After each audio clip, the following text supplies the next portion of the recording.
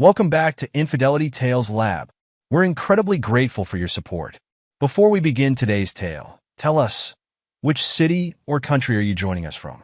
We love connecting with our global audience. Now let's dive into today's story. Benjamin Callahan stood before the floor-length mirror in his private office, adjusting his custom-made Italian tie. At 52, he carried himself with the confidence of a man who had built his empire from scratch. The news of winning the $300 million federal courthouse contract still felt fresh, even after 3 weeks. His phone buzzed. Another message from the FBI's background check team. Standard procedure, they said. He'd been through dozens of these checks before, but something about this one felt different. More invasive. More thorough.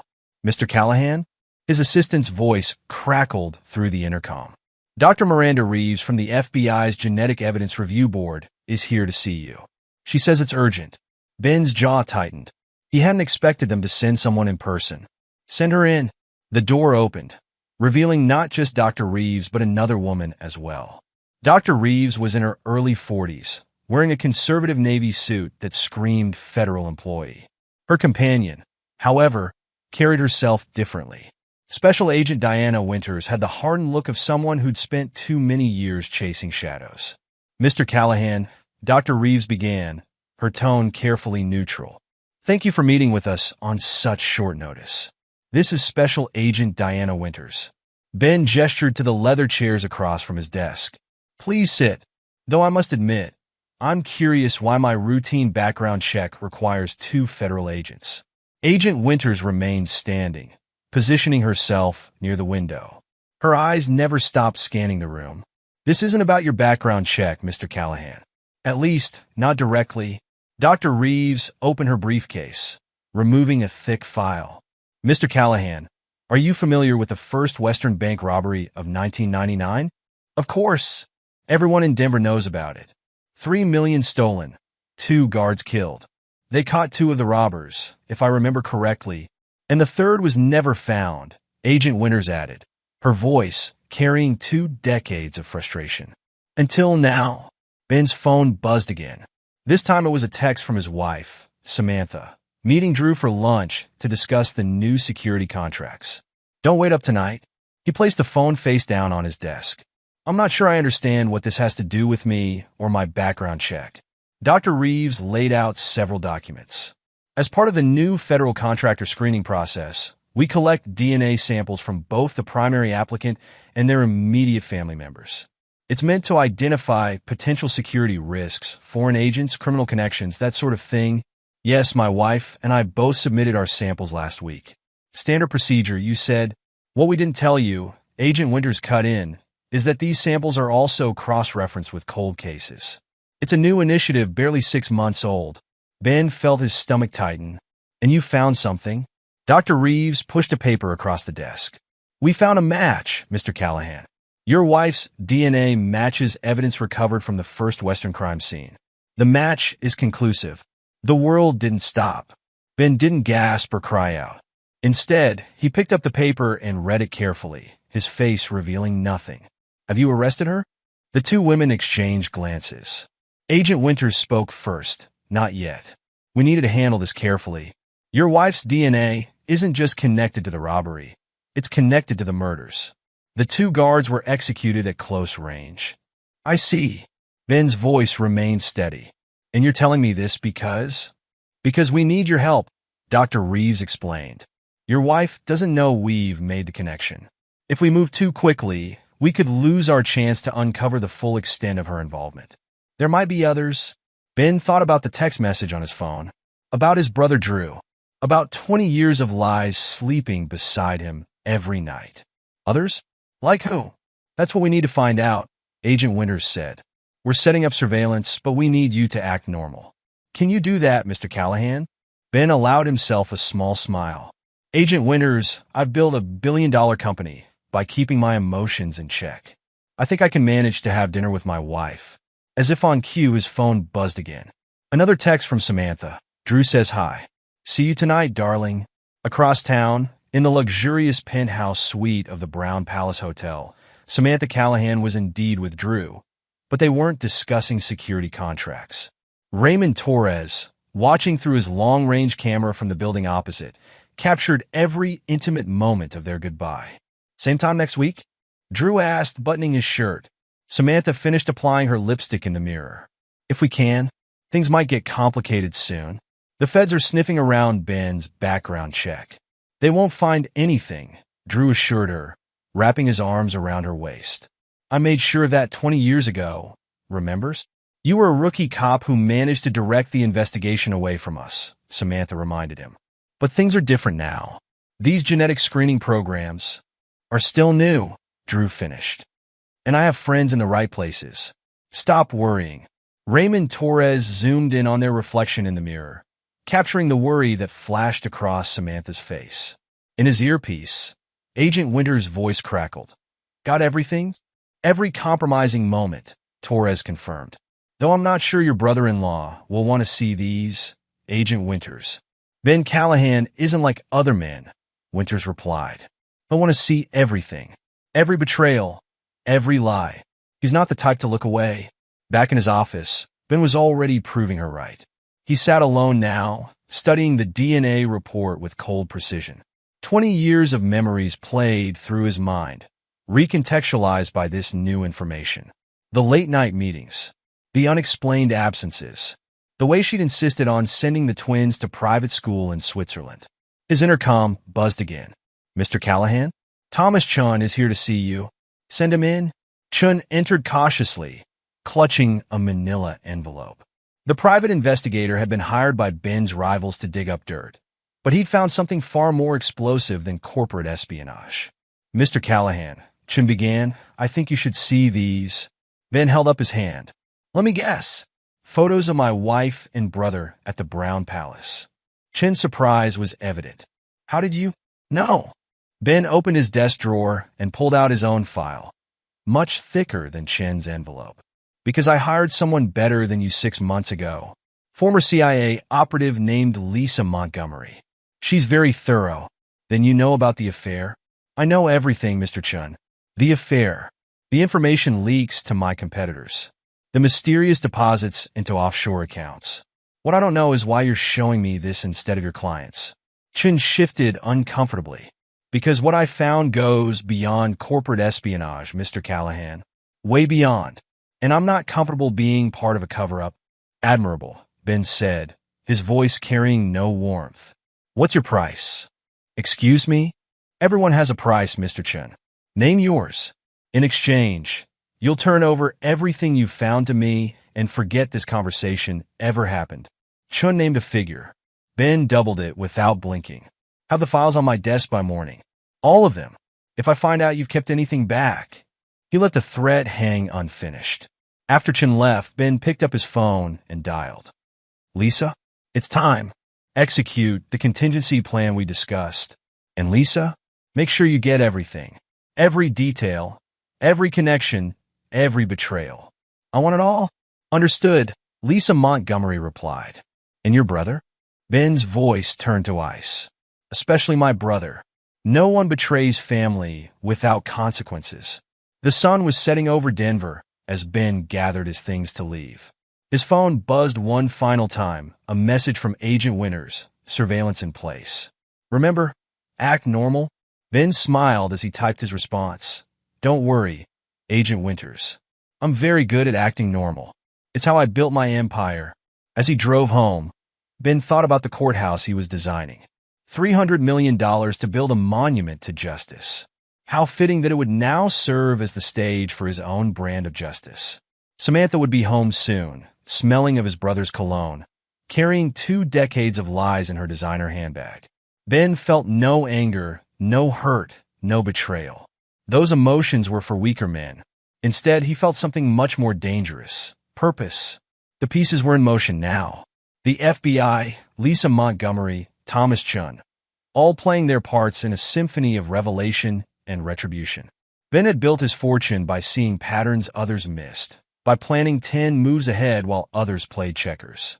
Now he would use those same skills to dismantle the conspiracy that had lived under his roof for 20 years. But first, he had to have dinner with his wife and pretend he didn't know she was a murderer. Ben smiled at the thought. He'd always enjoyed a challenge. Thomas Chin sat in his car outside Ben Callahan's office building, hands shaking as he counted the money again. Double his asking price, all in untraceable bearer bonds. The kind of payment that came with unspoken expectations and implied threats. His phone rang, the rival architectural firm that had hired him. Chun, tell me you found something we can use against Callahan. Nothing useful, Chun lied, thinking of the bearer bonds. His background is clean. You should look elsewhere. The line went dead. Chun looked at the thick file on his passenger seat, the one he'd be delivering to Callahan tomorrow. Inside was evidence of something far darker than corporate espionage. But Chun was a practical man. He knew when he was outmatched. Across town, Lisa Montgomery was already 3 steps ahead. The former CIA operative had turned Ben's corporate security office into a command center. Screens displayed surveillance feeds, financial records, phone logs, 20 years of data being analyzed by state-of-the-art software. Got something? Her assistant called out. Drew Callahan's PI firm has been accessing sealed court records, all related to the First Western case. Lisa studied the pattern, cross-referenced with any deaths or disappearances among potential witnesses. The computer hummed. Results populated the screen. Lisa's eyes narrowed. Well, brother Drew, you've been quite busy. Her phone buzzed. A text from Ben. Status? Connections emerging, she replied. Your brother's been systematic. Very thorough in covering tracks. Not thorough enough, came the response. Find everything.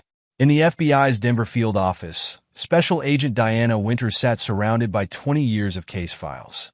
The First Western Bank robbery had been her first major case as a young agent. Now it might be her last. Retirement loomed. But she'd promised herself she wouldn't leave until this case was closed. Agent Winters? Dr. Miranda Reeves appeared in her doorway. The full DNA analysis is back. Winters took the report, scanning it quickly. Match percentage? 99.9, Reeves confirmed. It's definitely Samantha Callahan on those shell casings. And there's more. We found partial matches to other cold cases. All bank robberies. All with the same MO. How many? 5. Spanning 15 years. The latest was just 3 years ago. Winters leaned back, processing the implications. They never stopped. They just got better at covering their tracks. There's something else, Reeves added. The genetic markers show a familiar connection to one of the convicted robbers, James Morrison. Jackknife Morrison? Winters sat up straighter. The one who died in prison last month? The same. And guess who signed his death certificate? The prison doctor was on Drew Callahan's payroll. Winters grabbed her phone, dialing rapidly. This is Agent Winters. I need everything we have on James Morrison's prison contacts. Focus on visits from law enforcement, especially Drew Callahan. While the FBI dug deeper, Ben Callahan prepared for his own investigation. He sat in his home office, reviewing Lisa Montgomery's preliminary findings. The pattern was clear. Every major step in Drew's career had been preceded by a suspicious death or disappearance. His phone buzzed. A text from Samantha.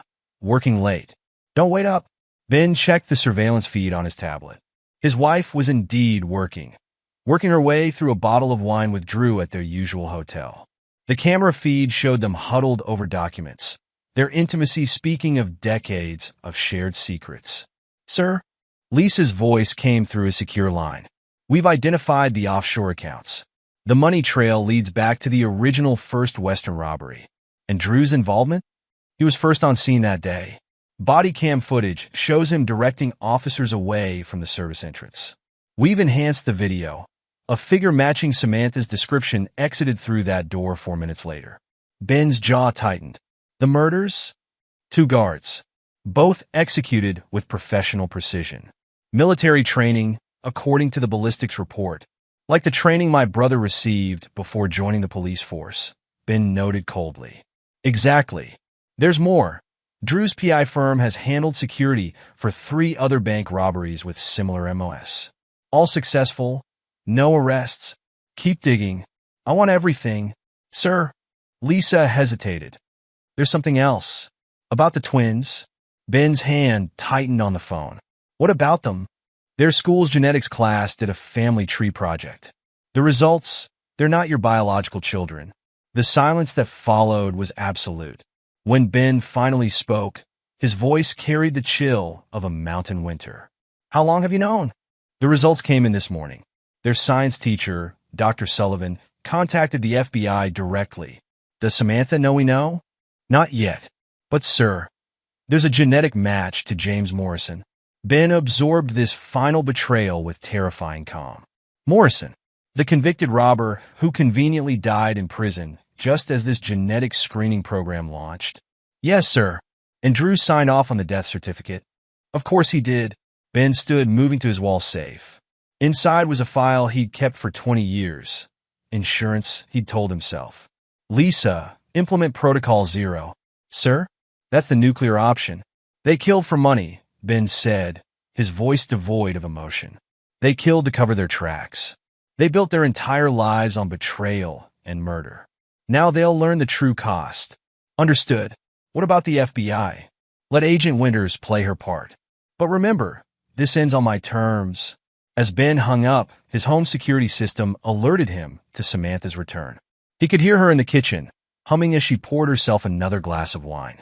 Acting normal just like him. He thought about the twins, away at their Swiss boarding school. About young Eric, asleep upstairs, blissfully unaware that his father had just discovered the true depths of his family's betrayal. Tomorrow, he would begin dismantling the conspiracy that had lived in his house for 20 years. But tonight, he would have dinner with his wife and pretend he didn't know that his entire life had been built on lies. Ben straightened his tie and headed downstairs. He was very good at pretending. It was time to put on the performance of his life. Dr. Rachel Sullivan stared at the genetic test results on her screen, her hands hovering uncertainly over her keyboard. The Advanced Genetics class's Family Tree project had been designed to teach students about heredity and DNA analysis. Instead, it had uncovered a truth that threatened to tear apart one of Denver's most prominent families. The twins, Amy and Adam Callahan, sat across from her desk, their faces pale with shock. At 17, they were top students, already planning their college applications. Now their entire world had shifted on its axis. This can't be right, Amy insisted, her voice trembling. Run it again? We've run it 3 times, Dr. Sullivan said gently. The markers are conclusive. Mr. Callahan, is it your biological father? Adam, always the more analytical of the twins, studied the results with scientific detachment. These markers, they suggest a familial connection to someone else in the criminal database. I've already contacted the FBI, Dr. Sullivan admitted. It's protocol when we discover evidence related to criminal investigations. You had no right, Amy snapped, tears threatening to spill. She had every obligation, Adam corrected, his voice cold. This isn't just about us anymore, Amy. This is about Mom, and whatever she's been hiding for the past 17 years.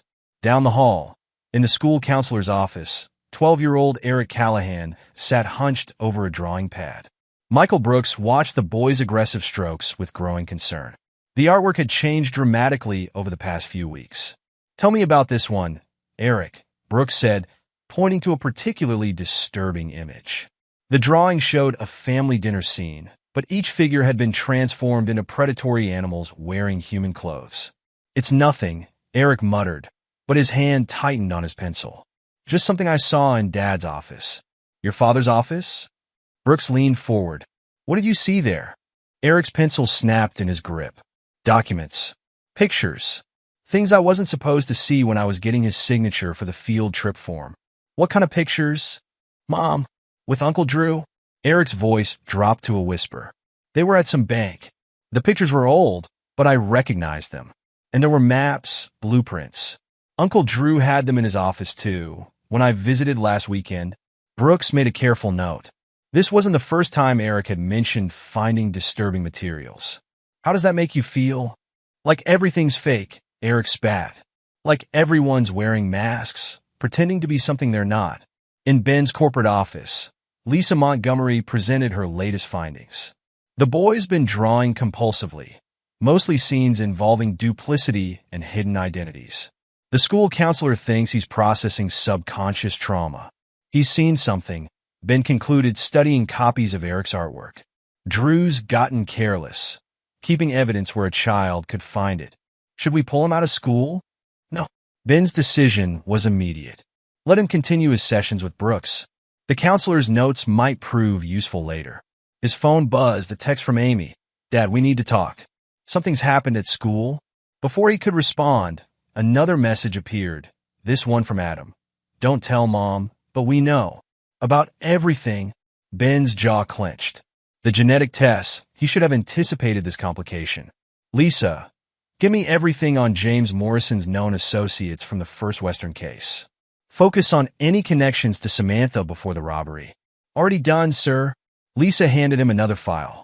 Morrison visited Drew's office monthly for years, always under the pretext of consulting on other cases. The visit stopped abruptly last month. When he died in prison, Ben finished. Convenient timing, just as the genetic screening program threatened to expose everything. His desk phone lit up, the twin science teacher. Mr. Callahan? This is Dr. Sullivan. I think you should know. There's been a development with Amy and Adam's genetic profiles. I know, Ben replied, his voice carefully controlled. They've already reached out. Tell me everything, Dr. Sullivan. Leave nothing out. As she explained the test results, Ben's expression remained unchanged. Only his whitening knuckles betrayed his inner turmoil. Thank you for bringing this to my attention. I trust you followed all proper protocols? Yes, sir. The FBI has been notified. Good. That will be all. After hanging up, Ben sat in silence for a long moment. Then he pressed his intercom. Cancel my afternoon appointments. And get me Agent Winters on a secure line. While he waited for the call to connect, Ben reviewed Eric's drawings again. His youngest son had unknowingly documented evidence of a 20-year-old crime, proof that some part of him had always known the truth about his family. The twins would demand answers soon. Eric's artwork suggested growing awareness of the deception surrounding him. And somewhere in the city, Drew and Samantha continued their decades-long affair, unaware that their carefully constructed web of lies was unraveling strand by strand. Ben allowed himself a small, cold smile. Everything was falling into place. The truth about First Western Bank, about the twins' paternity, about Eric's disturbing discoveries, all of it would serve his purpose. Each revelation was another weapon in his arsenal, another piece in the elaborate trap he was constructing. His phone buzzed one final time. Samantha again. Coming home early tonight. Family dinner? Ben's response was immediate and pleasant. Of course, darling. I'll be there. He turned to Lisa Montgomery, his expression hardening. Have surveillance teams in place. Tonight we start dismantling their world. Act I ended as it had begun, with secrets and lies. But now the truth was emerging, carried forward by DNA evidence, children's drawings, and the relentless determination of a man who discovered that his entire life had been built on betrayal. The stage was set. The players were in position. And Benjamin Callahan, architect of buildings and now of revenge, prepared to show his wife and brother exactly what happened to those who dared to betray him. Lisa Montgomery's office hummed with the quiet efficiency of multiple computer servers. 3 weeks had passed since the DNA match revelation, and she hadn't slept more than 4 hours a night since.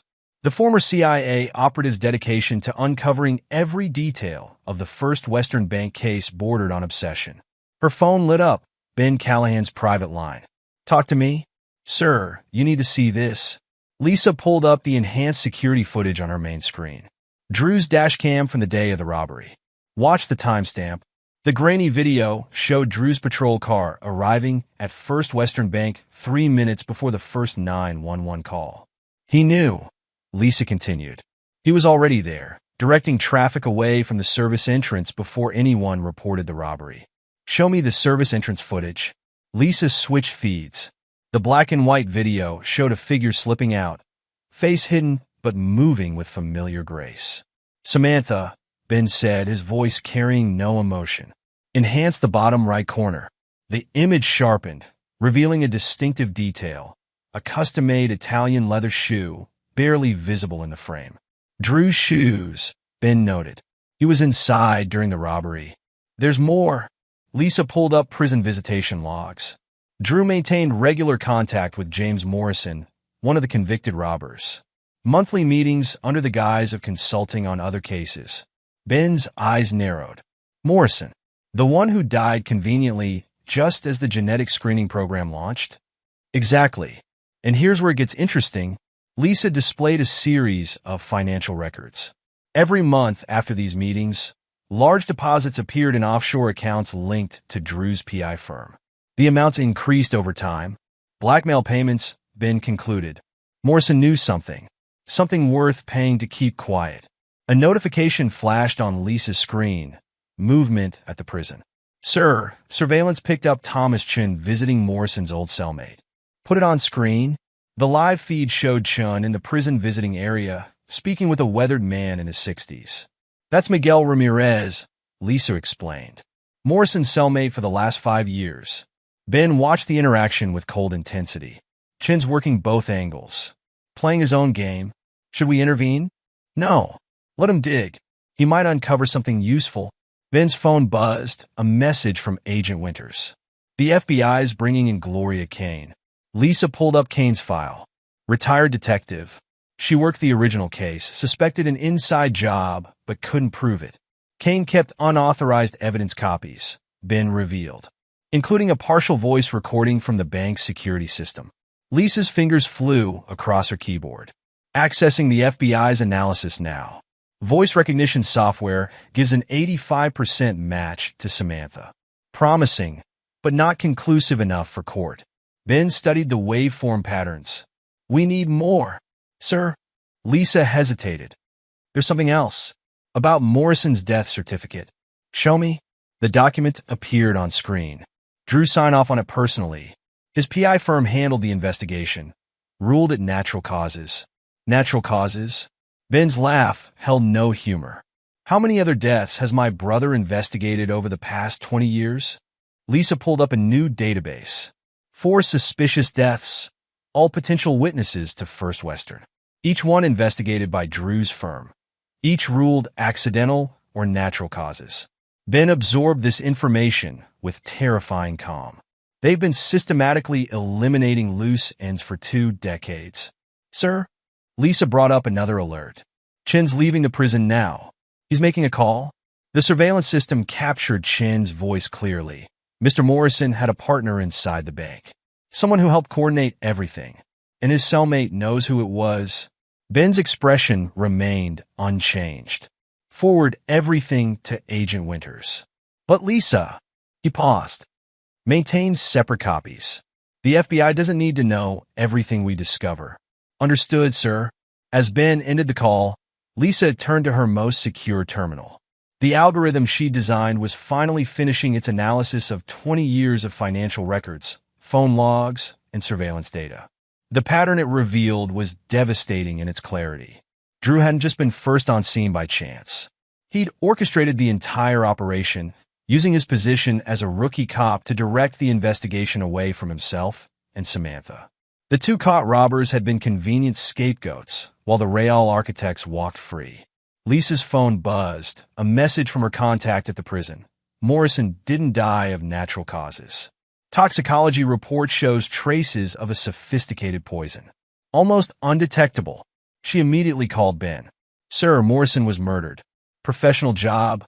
Meant to look natural. Right before the genetic screening program would have exposed everything, Ben noted. They're getting sloppy. Desperate. What's our next move? Ben's voice carried the finality of an executioner's axe. Let Agent Winters focus on the bank robbery. We'll focus on the murders. Every death, every cover-up, every lie they've told for the past 20 years, document it all. And Chun, keep watching him. The moment he discovers something useful, we move. Ben paused. And Lisa, make sure our evidence is ironclad. When we take them down, I want no possibility of escape. As Lisa returned to her investigation, the pieces began falling into place. Drew's rise from failing rookie to successful PI, the string of conveniently timed deaths, the offshore accounts swelling with blood money. It all painted a picture of methodical evil spanning decades. Ben had built his empire on precision and control. Now he would use those same qualities to dismantle his brother's criminal enterprise piece by piece. The game was changing, the hunters becoming the hunted, and Benjamin Callahan was proving to be a far more dangerous adversary than his wife and brother had ever imagined. The news of Eleanor Bishop's death hit the architectural community like a thunderbolt. The star architect from Ben's rival firm was found in her home office, an apparent suicide note detailing her role in an industrial espionage scheme targeting Callahan architects. Ben studied the police report in his office, noting the familiar pattern. "Another convenient death," he remarked to Lisa Montgomery. "Show me the other three." Lisa displayed the files on his secure terminal. All potential witnesses to First Western, each investigated by Drew's firm, each ruled accidental or suicide. Marcus Rodriguez, bank janitor, car accident, 2006. Sarah Chun, no relation to Thomas. Home invasion, 2012. David Park, security consultant, drowning, 2018. Ben's voice carried cold precision as he listed the deaths. And now, Eleanor Bishop. Each death eliminated someone who could connect Drew or Samantha to First Western, Lisa confirmed. Rodriguez worked late the night before the robbery. Chun handled the bank's security upgrades. Park audited the system afterward. And Bishop? She was working late the night of the robbery. Her office overlooked the service entrance. Lisa pulled up building schematics. Perfect view of their escape route. Ben's phone buzzed. Agent Winters. "Bishop's death matches the pattern," she said without preamble. "Same investigator, same conclusion. Suicide with convenient evidence implicating others. They're trying to frame me," Ben stated flatly, "using Bishop's death to discredit the courthouse project. Not just the project." Winter's voice carried grim certainty. "They're setting you up to take the fall for everything. First Western, the murders, all of it." "Sir?" Lisa interrupted, her expression tense. "The twins just accessed their trust fund. Large withdrawal." Ben checked the amount and allowed himself a small, cold smile. "They've hired someone." "Who?" Lisa's fingers flew across her keyboard. "Samuel Wade. Retired detective, former partner to their Uncle James." "Wade?" Ben remembered the name. He worked with Drew before the First Western case. Until Drew's sudden promotion, Lisa confirmed. Wade was passed over, transferred to cold cases. He's been investigating Drew unofficially for years. Ben's phone buzzed again. A text from Amy. "Dad, we need to talk. We know about Uncle Drew's connection to First Western." Before he could respond, Adam's message appeared. "Wade found something. Meeting him tonight. Don't tell Mom." "Sir." Lisa called up new surveillance footage. "Wade's at the county records office. He's pulling files on Drew's early cases." Ben watched the retired detective work, noting his methodical approach. "What's he found?" Drew was failing as a cop before First Western. Multiple disciplinary actions, on the verge of being fired. Then the robbery happened. He made detective, and everything changed. Payoff for his role in the heist, Ben concluded. "And Wade suspected." Lisa nodded. "Wade's been collecting evidence for years. Bank records showing Drew's sudden wealth. Witness statements that were buried. Pattern of suspicious deaths in cases he investigated." Ben's intercom buzzed, his secretary announcing Thomas Chin's arrival. "Send him in." Chin entered, clutching a thick file. "Mr. Callahan, about Eleanor Bishop's death." "Save it." Ben cut him off. "Show me what you really found." Chin hesitated, then placed the file on Ben's desk. "Your brother's been eliminating witnesses for 20 years. Bishop was just the latest. And you have proof? Patterns in the investigations. Same conclusions, same oversights, same convenient evidence appearing at the right moment." Chin swallowed hard. "But there's more. About Morrison's death in prison." Ben leaned forward slightly. "Go on." "The prison doctor who signed his death certificate? He didn't just work for Drew. He handled medical examinations for all 4 accidental deaths over the years." "Names," Ben demanded. "Documents. Everything you have." Chun produced a USB drive. "It's all here, including evidence that Drew and Samantha are planning something big. They're accelerating their timeline." "Why now?" "The genetic screening program threatened to expose everything. Morrison's death was just the start. They're eliminating loose ends, creating false evidence, building a frame that points to you." Ben's phone buzzed. Another message from the twins. "Wade says Uncle Drew's PI firm investigated for suspicious deaths. all connected to First Western. Sir, Lisa interrupted. Surveillance picked up Drew meeting with Bishop's assistant. Money changed hands. Ben watched the footage with cold intensity. They're buying testimony, building their narrative. What's our move? Lisa asked. Ben stood, his decision made. Contact Agent Winters. Give her everything on the Bishop connection. But Lisa, he paused. Keep the rest in reserve. When Drew and Samantha make their move, we'll be ready. As Chun left, Ben reviewed Wade's preliminary findings. The retired detective had assembled an impressive case.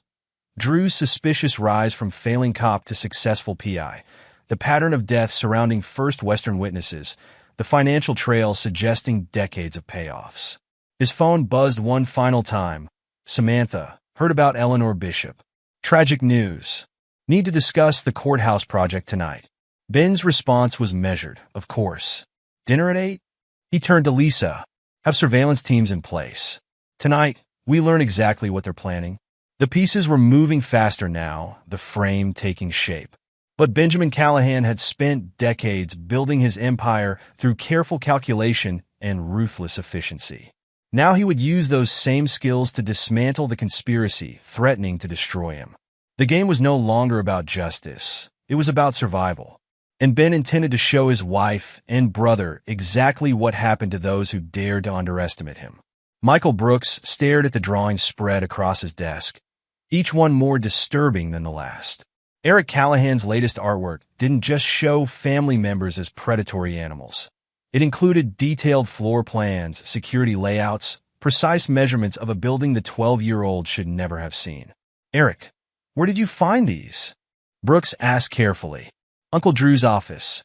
Eric's voice carried a mix of fear and defiance. In a box marked First Western Evidence. I wasn't supposed to look, but you did. Brooks made detailed notes. And these drawings, you copied them exactly? Yeah, I'm good at remembering details. Eric's hands trembled slightly. There were other things too. Pictures of Mom from a long time ago. She was wearing a bank uniform, but Dad says she never worked at a bank. Brooks picked up a secure phone, a direct line to Ben Callahan. Mr. Callahan, we need to talk about Eric's latest drawings. Across town, in the prestigious Brisbane Academy's science lab, Amy and Adam Callahan confronted their mother.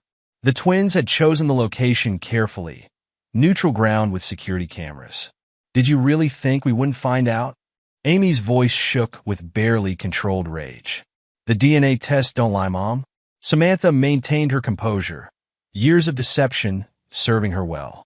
Your father and I agreed long ago that biology doesn't define family. He chose to raise you as his own. Liar. Adam's tone carried his father's cold precision. We've seen the evidence. The doctor birth certificates. The altered medical records. Lisa Montgomery showed us everything, Amy added. Every fake document, every change date, every forged signature. Samantha's mask slipped for just a moment, revealing something dangerous beneath. Lisa Montgomery doesn't know what she's dealing with. But we do, Adam countered. We know about James Morrison, about First Western, about all of it. The twins watched their mother's face, noting every micro-expression. Years of deception crumbled under the weight of undeniable evidence. You don't understand, Samantha began. We understand perfectly. Amy's voice carried absolute certainty. You and Uncle Drew thought you could hide everything forever. But DNA doesn't lie, Mom. And neither do bank security cameras. Meanwhile, in the chambers of retired Judge Robert Callahan, a different family confrontation unfolded. Ben sat across from his parents, studying the evidence they kept hidden for 2 decades. We suspected Drew's corruption early on, Robert explained, his judicial demeanor intact despite the personal nature of the revelation. The sudden wealth, the convenient promotions, the pattern of deaths surrounding his cases. Marion Callahan, former prosecutor, spread additional files across the desk. We kept records of everything. Bank statements showing suspicious deposits. Witness statements that disappeared from official files. Evidence that never made it to court. Why didn't you come forward? Ben's question carried no accusation, only tactical assessment. We needed proof that would stand up in court, Marion replied. And we needed to protect you. Drew's connections run deep in law enforcement. One wrong move could have destroyed everything I built, Ben finished. So you waited, gathered evidence, prepared for this moment. We didn't know about Samantha's involvement, Robert admitted. Not until the DNA results came back. But we knew Drew was dirty. Knew he was capable of anything to protect his secrets. Ben's phone buzzed. A message from Lisa Montgomery. Sir, surveillance caught Drew accessing sealed records from Judge Matthews' chambers. He's building the frame. Show me, Ben commanded. Lisa sent the footage. Drew smoothly bribing a clerk, obtaining files that could be altered to implicate Ben in decades of corruption. The method was practiced, suggesting a long history of similar operations. Your brother's desperate, Robert observed. The genetic screening program threatened everything he built. Now he's accelerating his plans, getting sloppy. Not sloppy, Ben corrected. Confident. He thinks he has everything in place to destroy me. Marion's prosecutor's instincts surfaced. He's creating a narrative.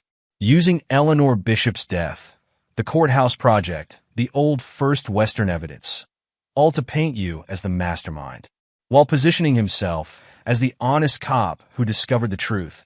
Ben noted with cold amusement. 20 years of preparing his contingency plan. His phone buzzed again. Michael Brooks requesting an urgent meeting about Eric's drawings. Then another message from Amy. Mom just threatened Lisa Montgomery. We recorded everything. Sir, Lisa's voice carried urgency. Drew's accessing more sealed files. Court records, police reports, financial documents. Anything connected to you or First Western. Ben absorbed this information with tactical precision. The pieces were moving faster now, the endgame approaching. His wife and brother thought they held all the cards, thought their decades of preparation guaranteed victory. They don't realize, he told his parents, that every move they make, every file they access, every threat they utter, it all adds to our case. Robert nodded grimly. The hunter becomes the hunted. Exactly. Ben stood, decision made. Time to show them exactly what happens when you betray family. Marion gathered the evidence files with a prosecutor's precision. We'll have everything ready. 20 years of documentation, all legally obtained, all admissible in court. And Drew won't see it coming, Robert added. He thinks we distanced ourselves to avoid his corruption. He never realized we were building a case. Ben's phone buzzed again. Eric's counselor had sent photos of the latest drawings. The 12-year-old had unknowingly documented crucial evidence, security layouts, escape routes, meeting locations, all found in Drew's office during weekend visits. Sir, Lisa's voice carried fresh urgency through the secure line. Surveillance just picked up Samantha leaving the school. She's heading to Drew's office. Track her, Ben commanded. I want to know every word they say. The surveillance feed crackled with Samantha's voice. The twins know everything. They have proof about Morrison, about the birth certificates, about First Western. Calm down. Drew's response was measured. Everything's in place. By the time they figure out what's really happening, it'll be too late. They already have figured it out, Samantha hissed. Lisa Montgomery showed them evidence. Real evidence, Drew. Our entire plan is falling apart. Nothing is falling apart, Drew insisted. We've spent 20 years preparing for this. Ben's going to take the fall for everything, the robbery, the murders, all of it. The DNA evidence just moves up our timeline. Ben listened with cold satisfaction. Every word they spoke, every panicked reaction, revealed more of their plan. His phone buzzed with another message from Amy. Mom just left Uncle Drew's office. She's scared, making mistakes. Should we move now? Lisa asked. Not yet. Ben's voice carried absolute certainty. Let them think they're still in control. Let them implement their plan. He turned to his parents, his expression hardened by decades of ruthless business decisions. You've given me everything I need. Now watch how I use it. Robert and Marion exchanged glances, recognizing in their son the same relentless determination that had made them successful in law and justice. They had spent 20 years gathering evidence, waiting for this moment. Now they would watch as Ben dismantled the conspiracy that had lived in their family for 2 decades. Sir, Lisa's voice interrupted. The twins are requesting a secure meeting. They have something you need to see. Ben checked his watch. The pieces were falling into place faster now, the carefully constructed lies of 20 years crumbling under the weight of truth. His wife and brother thought they held all the cards, thought their decades of preparation had made them invincible. They were about to learn how wrong they were. "Tell the twins I'm on my way," Ben replied. "And Lisa? Have everything ready. Tonight, we show them exactly what happens when they try to destroy what I've built." The sun set over Denver as Ben left his parents' chambers. In his office, Lisa Montgomery continued gathering evidence. In his counselor's office, Eric drew more damning pictures. In their school lab, the twins prepared to reveal what they'd discovered. And across town, Drew and Samantha plotted, unaware that their every move was being documented, their every word recorded, their every action adding to the case against them. The endgame was approaching, but not the one they had planned. Benjamin Callahan had built his empire through strategic brilliance and ruthless efficiency.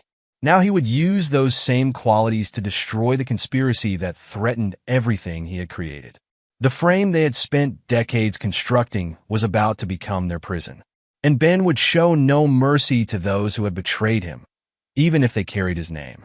Ben Callahan sat in his office, studying the modified courthouse designs on his screen. The flaws he'd embedded were subtle, small discrepancies in load-bearing calculations, minor inefficiencies in the ventilation system, slight irregularities in the security layout. Nothing that would compromise the actual building, but distinctive enough to trace if copied.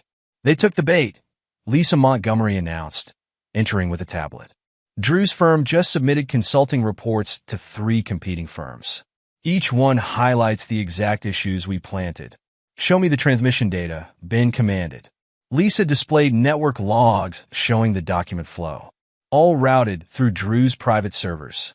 He thought he was being clever, using multiple cutouts, but we tracked every step.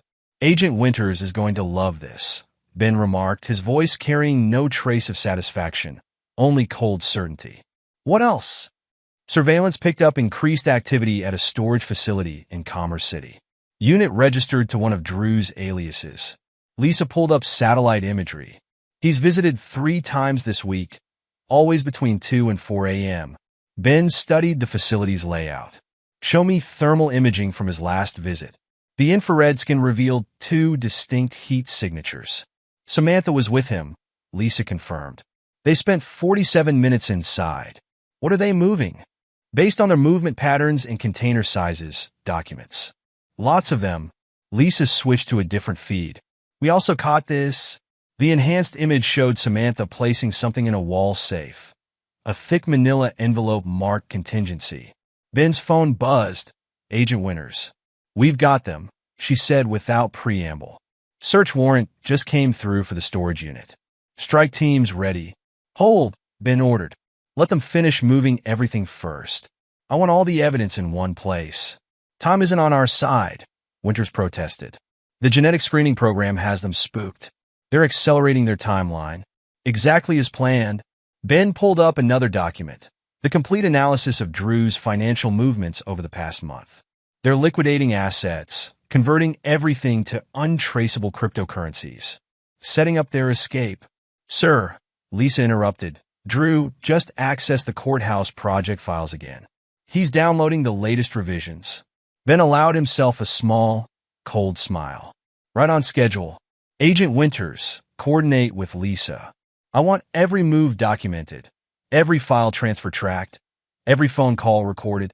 "What about Samantha?" Winters asked. "She's getting erratic. Might try something desperate." "She already is." Ben displayed a series of transaction records. Private charter company, offshore accounts, new identities being prepared. They're planning to run, but not before they complete their frame. Lisa's tablet chimed with an alert. "Sir, the twins investigator just submitted his findings to the FBI. Wade's connected Drew to all 4 witness deaths. And the originals?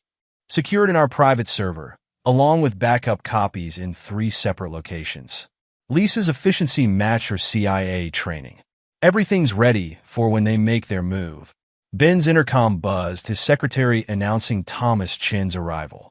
"Update," Ben demanded as Chun entered. Morrison's cellmate talked, Chin reported. Gave up everything about Drew's involvement in First Western. Written statement, recorded confession, all properly witnessed and notarized. Location, safe deposit box at First Maritime. Only accessible with dual authorization. Mine and Wade's. Ben nodded approvingly. Agent Winters has the search warrant ready. The moment Drew accesses that storage unit. Sir, Lisa cut in urgently. They're moving. Drew just called 3 courier services. They're clearing out the storage unit tonight. Ben's response was immediate. Execute Protocol 7. I want every document, every piece of evidence, every scrap of paper in that unit photographed and cataloged before they touch it. Already done, Lisa confirmed. Micro cameras installed last week captured everything, including this. The footage showed Drew and Samantha reviewing old blueprints, the original First Western plans, complete with handwritten notes detailing escape routes and security positions. Time to spring the trap, Ben declared. Agent Winters, move your teams into position. Lisa, activate all surveillance protocols. Chun, get that cellmate statement to the federal prosecutor. As his team mobilized, Ben reviewed the evidence one final time. 20 years of deception, murder, and betrayal, all documented, all verified, all about to be exposed. His wife and brother thought they were framing him. Instead, they'd walked right into his trap. His phone buzzed, a message from Samantha, working late again. Don't wait up. Ben's reply was coldly professional, of course. Be safe. He turned to Lisa. Status? FBI teams in position. Surveillance active on all approaches to the storage facility. Drew's just left his office, heading there now. And Samantha? Still at the private airfield, finalizing charter arrangements. She thinks we don't know about her backup plan. Ben's expression remained unchanged as he watched the pieces fall into place. He'd built his empire through strategic brilliance and ruthless efficiency. Now he would use those same qualities to destroy the conspiracy that had threatened everything he'd created. Sir, Lisa reported, Drew's arrived at the storage unit. He's alone. Good. Ben stood, straightening his tie with meticulous precision. Let's show my brother exactly what happens when you betray family. The trap was set, the players in position, the evidence secured. Benjamin Callahan had spent months preparing for this moment, choreographing every detail with architect's precision. Now he would watch as his wife and brother's carefully constructed frame collapsed around them. His phone buzzed one final time. Agent Winters, teams in position. Give the word. Ben's response was brutally simple. Take them. Special Agent Diana Winters orchestrated the arrests with military precision. Strike teams moved simultaneously on multiple locations. The storage facility, Drew's office, the private airfield. No detail was left to chance. No possibility of escape overlooked. Target 1 in sight, the tactical commander reported. Drew Callahan accessing storage unit now. Winters watched through night vision optics as Drew unlocked the roll-up door. Hold positions. Let him start loading the documents. Inside the unit, Drew worked efficiently, unaware of the FBI team surrounding him. He'd just begun transferring files to a waiting courier van when the command came. All units, execute. The takedown was swift and professional. Drew barely had time to reach for his phone before he was face down on the concrete, tactical team securing the area. My brother put you up to this, he spat as Winters approached. You don't understand what you're dealing with. Actually, we do. Winters held up one of the documents he'd been loading. Original First Western plans, complete with your handwritten notes. And look, your fingerprints are already logged as evidence. Across town, at the private airfield, Lisa Montgomery personally led the team intercepting Samantha. The former CIA operative had planned this moment meticulously, anticipating every possible reaction. Going somewhere? Lisa asked as Samantha was led away from the chartered plane. You can't prove anything, Samantha replied coldly. Everything points to Ben. We made sure of it. Did you? Lisa held up her tablet, displaying security footage from the storage unit. Because right now, your husband is watching Drew being arrested with 20 years of evidence that proves otherwise. At Drew's office, another team was securing his files. The veteran PI had been thorough in documenting his crimes, perhaps too thorough. Every case connected to first Western witnesses, every falsified report, every payoff, all meticulously recorded. Sir, a tech reported to Winters. They were shredding documents when we breached. Managed to recover most of it. Shows premeditation, Winters noted. Add tampering with evidence to the charges. Her phone buzzed. Ben Callahan. Status? Drew's in custody. Team securing evidence from both locations. Samantha apprehended at the airfield. Winters paused. There's something else. We found a connection to another case. Murders linked to First Western's aftermath. Documentation? Extensive.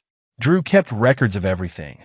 Probably intended as insurance. But now it's evidence of conspiracy and multiple homicides. Ben finished. Make sure nothing disappears. In the FBI's command center, Dr. Miranda Reeves reviewed preliminary forensics. DNA matches confirmed on multiple items from the storage unit. Blood evidence from the guard murders. Trace elements from the bank vault. Even skin cells on the original plans. They got sloppy, Winters observed. 20 years of careful planning. Undone by overconfidence. Not overconfidence. Ben corrected through the speaker. Desperation. The genetic screening program forced their hand. They had to accelerate their timeline. At the private airfield, Lisa supervised as FBI techs searched Samantha's luggage. 3 sets of fake passports, she reported to Ben. Plus offshore account numbers, new identities, everything needed to disappear. And Eric? Safe. She was planning to take him. But we intercepted before she could make the attempt. Ben's voice carried absolute authority. Make sure every document is photographed, every item logged, every piece of evidence secured. I want this case airtight. Meanwhile, in the interrogation room, Drew maintained his composure until Winters played the recording from his office. His own voice, discussing Morrison's elimination, the witness deaths, the plan to frame Ben. You bugged my office, he accused. We bugged everything, Winters corrected. Your phone, your car, your meetings with Samantha. 20 years of arrogance. Thinking you were untouchable. Left quite a trail. Drew's mask finally cracked. I want a deal. There won't be any deals. Ben's voice came through the intercom, cold as Arctic wind. You tried to destroy everything I built. Used my children as pawns. Murdered witnesses. Conspired with my wife. Actions have consequences, brother.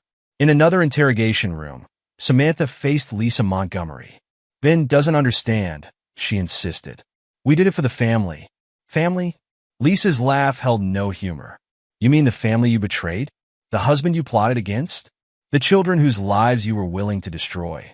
She laid out photographs, Morrison's death certificate, witness autopsy reports, falsified documents spanning 2 decades. Everything you and Drew touched, every lie you told, every life you ruined. It's all here. Documented. Verified. Irrefutable. Samantha's composure finally shattered. I want my lawyer. Your lawyer can't help you, Lisa replied. But maybe you should worry more about what Ben's going to do with all this evidence. The night progressed as teams processed both scenes. In the storage unit, technicians documented hundreds of files, proof of corruption spanning decades. In Drew's office, computer forensics uncovered encrypted data linking him to multiple murders. Ben watched it all through secure feeds, his expression unchanging as 20 years of deception unraveled. He'd built his reputation on precision and control. Now he would use those same qualities to ensure justice was served. His phone buzzed. Agent Winters again. Prosecution teams ready. Given the evidence, they're talking multiple life sentences. Good. Ben's voice carried finality. Send me everything. I want to review each charge personally. In separate holding cells, Drew and Samantha waited, finally understanding the true cost of betrayal. They had spent decades building their conspiracy, never realizing they were actually constructing their own prison. Benjamin Callahan had given them exactly what they deserved, a reckoning paid in full measure, without mercy or hesitation. The federal courthouse buzzed with anticipation as Drew Callahan's trial began. Every seat was filled. Reporters crowded the gallery, all eyes fixed on the man who had orchestrated 2 decades of corruption and murder. Judge Robert Callahan sat on the bench, his presence a statement in itself. He had recused himself from cases involving his sons for 20 years, building an unimpeachable reputation for integrity. Now he would preside over his corrupted son's final reckoning. The evidence is overwhelming, the federal prosecutor declared in his opening statement. Murder, conspiracy, obstruction of justice, a pattern of criminal behavior spanning decades, all documented, all verified, all leading to this moment. Drew sat impassively as the prosecution laid out their case. Security footage from First Western. DNA evidence preserved for 20 years. Financial records showing patterns of payoffs. Witness statements connecting him to multiple deaths. In a separate courtroom, Samantha faced her own trial. Her testimony against Drew, a desperate attempt to save herself, revealed even darker aspects of the conspiracy. Drew's PI firm wasn't just investigating cases, she testified. It was a front for human trafficking. The witnesses who died, they discovered what was really happening, then watched both trials with cold satisfaction. His wife and brother had tried to destroy him. Instead, they had engineered their own destruction. Meanwhile, the twins found unexpected healing through Dr. Sullivan's support network. The science teacher had connected them with other children of criminal parents, creating a space for shared understanding. Your father chose to raise you, Dr. Sullivan reminded them during a group session. Biology didn't matter to him. Love did. But he's so cold now, Amy protested. Like he's turned off all emotion. He's protecting you, Adam countered. Making sure there's no legal way for Mom or Uncle Drew to ever hurt us again. Eric's healing took a different path. His detailed drawings, once evidence of subconscious trauma, became key exhibits in the prosecution's case. His counselor, Michael Brooks, helped him process through art therapy. You didn't do anything wrong, Brooks assured him during a session. Your drawings helped expose the truth. Eric's response was pure 12-year-old wisdom. Dad always says truth is the best foundation. That's why he builds his buildings so strong. The trial stretched over months, each day bringing new revelations. Drew's network of corruption extended deep into law enforcement. Samantha's involvement in witness eliminations proved more extensive than initially suspected. Ben attended every session, his presence a reminder of unshakable determination.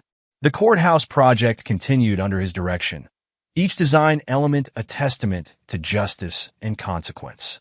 Lisa Montgomery, now officially Ben's head of corporate security, coordinated with Thomas Chun to protect the firm from lingering threats. Their combined skills transformed Callahan Architects into an impenetrable fortress against future betrayals. Your brother tried to destroy your legacy, Lisa observed during a security briefing. Instead, he made it stronger. Ben's response was characteristically precise. Pressure reveals structural integrity. In buildings and in people, the verdicts, when they came, were decisive. Drew faced multiple life sentences for murder, conspiracy, and corruption. Samantha received 40 years for her role in the crimes. No appeals, no mercy, no escape from consequences. Judge Robert Callahan delivered the sentencing with judicial gravity. You betrayed not just your family, but the very principles of justice you claim to serve. Your sentences reflect that betrayal. In the aftermath, Ben focused on rebuilding, not just his family, but the firm's reputation.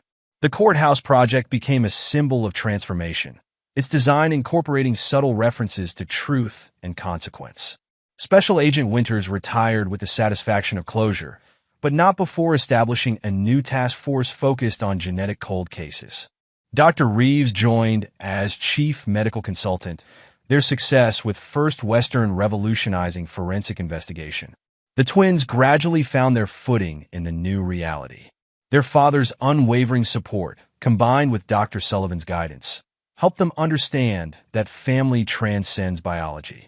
Eric's artwork evolved, moving from dark representations of hidden truths to expressions of healing and growth. His trauma, processed through art therapy, became a source of strength. Ben declined suggestions to rename the firm despite its meteoric rise after the scandal. Callahan Architects would stand as a reminder that names carry both honor and responsibility. In the courthouse's foundation, he placed sealed records telling the true story, not just of betrayal, but of justice served through patience and determination. Future generations would understand that consequences find everyone, even family. Lisa Montgomery and Thomas Chun transformed the firm's security, their experience protecting against both external threats and internal betrayals. Every system, every protocol reflected lessons learned at terrible cost. The story ended as it began, with truth emerging from deception, justice rising from corruption, strength forged in betrayal's fire. Benjamin Callahan had built his empire on precision and control. When that empire was threatened, he responded with architect's calculation and executioner's finality. His legacy would endure, not just in buildings of steel and stone, but in the understanding that betrayal carried consequences, justice demanded patience, and true strength lay in unwavering determination. The courthouse rose above Denver's skyline, its architecture a testament to both justice and consequence. Inside, a subtle memorial honored First Western's victims, not with grand gestures, but with precise design elements that Ben had personally overseen. The building serves its purpose, he explained to Lisa during the final inspection. Both the obvious one and the deeper message, that justice finds everyone eventually, Lisa suggested. That appearances deceive, but truth endures. Ben studied the clean lines and uncompromising angles. Every beam, every support, every foundation stone, all exactly what they appear to be. No hidden weaknesses, no concealed flaws. Thomas Chun, now integrated into the security team, appreciated the symbolism. Unlike your brother's carefully constructed lies. Exactly. Ben's satisfaction carried no warmth, only completion. Drew built his life on deception. I build with absolutes. The firm's reputation soared in the aftermath of the scandal. Clients appreciated the message. Callahan Architects stood for integrity, backed by uncompromising security and ruthless efficiency. Ben's parents watched their grandchildren heal, their own 2 decades of patient evidence gathering finally serving its purpose. Judge Robert Callahan's return from retirement to sentence Drew became a symbol of justice's reach. You did what was necessary, Marion told her son after the sentencing. What we prepared for all those years. Ben's response embodied his entire approach. Justice without mercy for those who betray trust. It's the only language they understand. The sealed records in the courthouse foundation would tell future generations the complete story. Not just of betrayal and justice, but of a man who turned conspiracy's weapons against its architects. Benjamin Callahan had built his empire through strategic brilliance and unwavering purpose. When that empire was threatened, he responded not with emotion, but with architect's precision and executioner's finality. His legacy would remind everyone that every action carried consequences, every betrayal demanded payment, and true strength lay not in deception, but in the ruthless application of truth. Epilogue: a decade of consequences. The maximum security wing of Colorado State Penitentiary held no luxury for its long-term residents. Drew Callahan's cell, identical to every other, contained nothing to reflect his former status. 10 years of imprisonment had stripped away all pretense, leaving only the hollow shell of a man who'd orchestrated his own destruction. Visitor for Callahan, the guard announced. Drew looked up, expecting his court-appointed lawyer. Instead, Benjamin Callahan stood before the reinforced glass, impeccable in his tailored suit, studying his brother with the detached interest of a scientist observing a specimen. "Hello, Drew." Ben's voice carried no emotion through the intercom.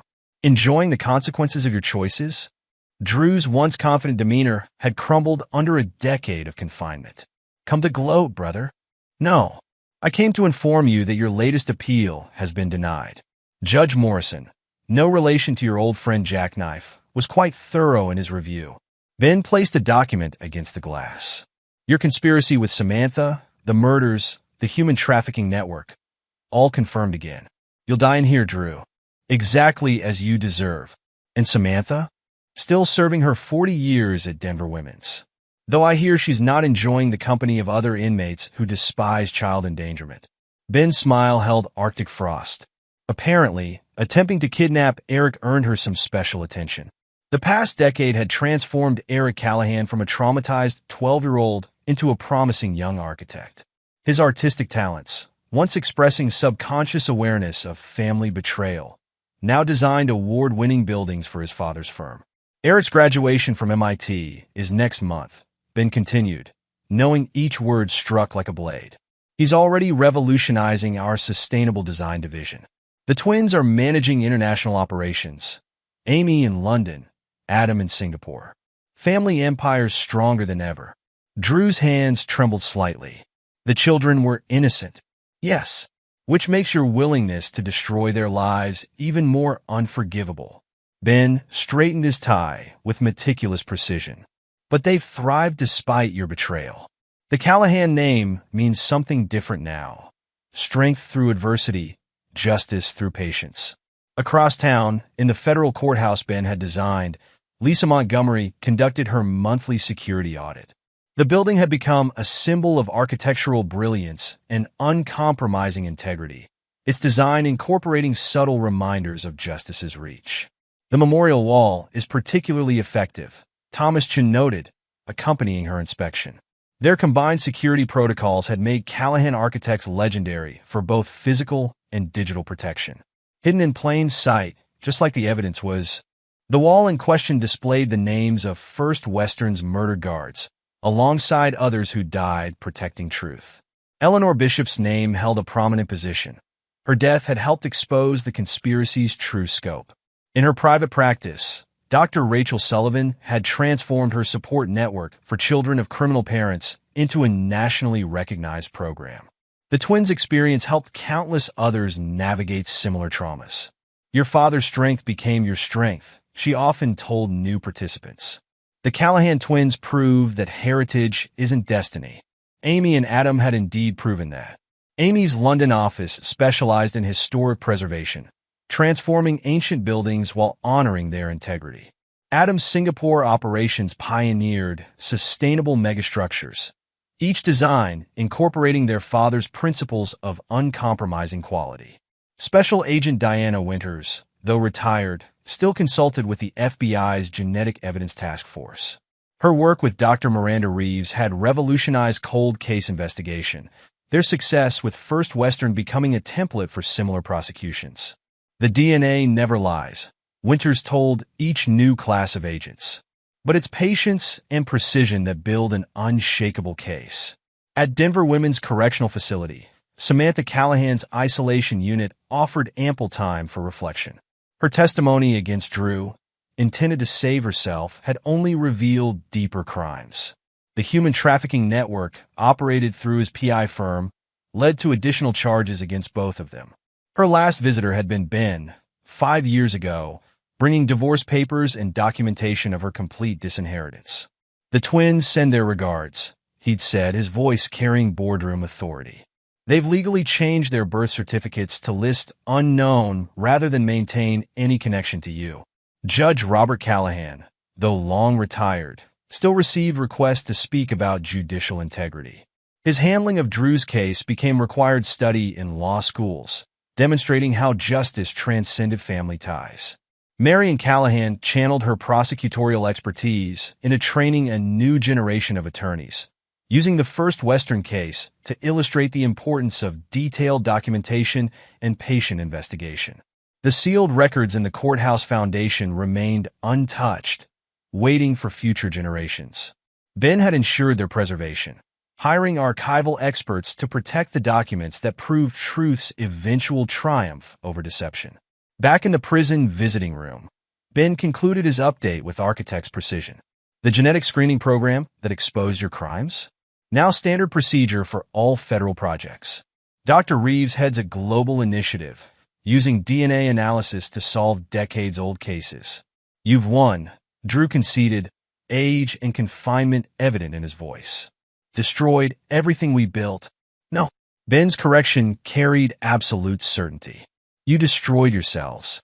I merely ensured you face the consequences. Actions have prices, brother. You and Samantha chose betrayal, murder, corruption. The cost was everything, freedom, family, future. He stood, straightening his cuffs with characteristic attention to detail. The courthouse stands as your legacy too, Drew. Every beam, every stone, every design element showing that deception ultimately fails. Truth endures. Justice prevails. Consequences find everyone. Rising from her prison bunk, Samantha watched through barred windows as construction crews worked on a new wing. The contrast between her confinement and Ben's continued success burned like acid. Her attempts to contact the children, all legally adults now, met only silence. Even her former society friends had disowned her, the human trafficking revelations making her toxic. The Callahan empire continued growing, its reputation for integrity attracting international clients. Ben's ruthless efficiency, once focused on exposing the conspiracy, now drove global expansion. Each new project incorporated elements from the courthouse design, subtle reminders that truth shaped stronger foundations than lies. Lisa Montgomery and Thomas Chun had transformed corporate security, their protocols studied by firms worldwide. Their team included talented analysts like Raymond Torres, whose surveillance expertise had helped expose the original affair. Eric's architectural innovations earned international recognition, his designs blending artistic vision with his father's uncompromising standards. The trauma of his childhood, processed through art therapy with Michael Brooks, transformed into creative strength. The twins leveraged their experience into leadership roles, their understanding of betrayal's cost, making them formidable executives.